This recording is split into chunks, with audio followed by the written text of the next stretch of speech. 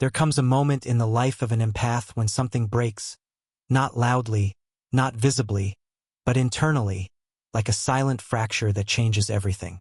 For years, maybe your entire life, you were the one who felt deeply, who understood others without needing words, who sensed emotions before they were even expressed.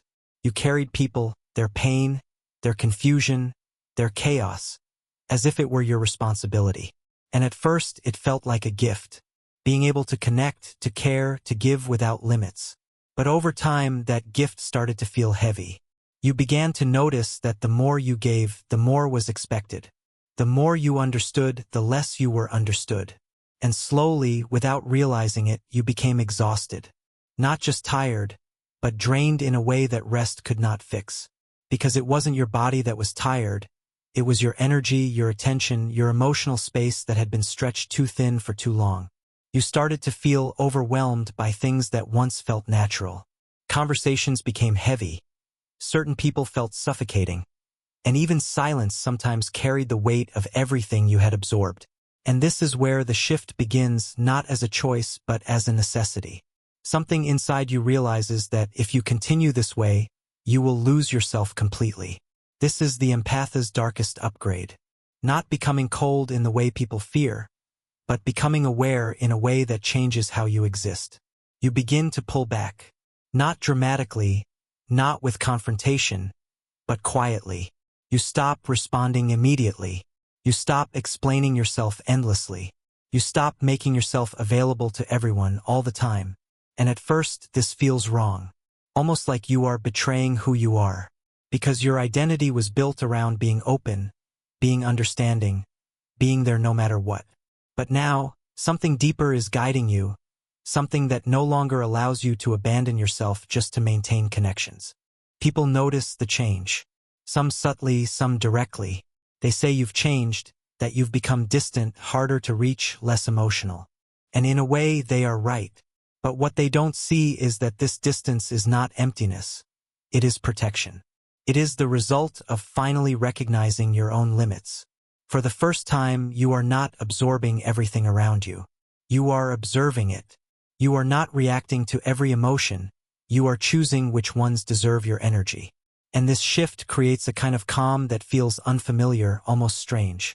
This calm is not the absence of feeling. It is the presence of control. Before, your emotions were constantly influenced by others. Their mood became your mood. Their pain became your burden. Their chaos became your responsibility.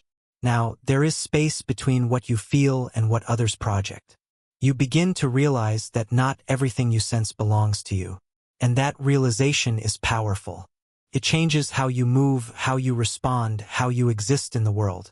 There is also a growing clarity about people. You start to see patterns you once ignored. You notice who only comes to you when they need something, who drains you without giving anything back, who takes your understanding for granted. And instead of justifying it, instead of making excuses for them, you simply step back. No drama, no explanation, just distance. And that distance feels necessary, even if it feels uncomfortable at first. This is where the word unreachable begins to take form.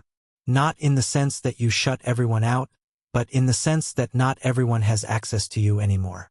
Your time, your energy, your presence, these are no longer freely given. They are chosen. And this selection changes the entire dynamic of your relationships. Some people fall away because they can no longer benefit from your constant availability. Others remain, but only because they respect your boundaries and meet you with the same level of awareness. At the same time, you begin to reconnect with yourself. For so long, your attention was directed outward, focused on others, their needs, their emotions, their struggles. Now that attention turns inward. You start to notice your own thoughts more clearly, your own feelings more honestly. You realize how much of yourself you had been neglecting while trying to be everything for everyone else. And this realization can be both painful and liberating. There is pain in seeing how much you gave away without receiving the same in return. But there is also freedom in knowing that you no longer have to live that way. You begin to rebuild your sense of self, not based on how useful you are to others, but based on what feels true to you. This is where real strength starts to form. Not the loud, aggressive kind, but a quiet, grounded strength that comes from knowing your limits and respecting them. This transformation is not easy. There are moments where you question yourself, where you feel guilt for not being as available, where you wonder if you've become too distant. But if you look deeper, you'll see that this is not about losing your empathy. It is about refining it. It is about choosing where it goes instead of letting it be taken. Because empathy without boundaries is self-destruction, but empathy with awareness is power. As this upgrade deepens, you become less reactive. Situations that once triggered you no longer have the same effect. You observe more than you absorb. You listen more than you internalize. And this creates a sense of emotional stability that is rare. You are no longer easily shaken by external chaos because you are no longer entangled in it the same way. People may not understand this version of you. Some may even feel uncomfortable around it, because your calm reflects their chaos. Your distance reflects their dependence. Your boundaries highlight what they lack. But this is not your responsibility to fix. You are no longer here to carry what others refuse to face within themselves. This is the essence of the empath's darkest upgrade. Not becoming heartless, but becoming whole. Not shutting down, but waking up.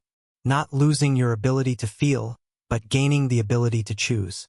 And in that choice, you reclaim something you may have lost long ago, your own space, your own energy, your own self. And once you reach this point, there is no going back to who you were before. You cannot unsee what you now understand. You cannot unknow the cost of giving without limits. You cannot return to a life where your worth is measured by how much of yourself you sacrifice. From here, you move differently. You exist differently. You choose differently. You are still an empath, but now you are no longer vulnerable in the same way. You are aware, grounded, and protected. Cold to what drains you, calm in what once overwhelmed you, and unreachable to anything that no longer aligns with who you are becoming. And in that state, you are not losing yourself, you are finally finding it.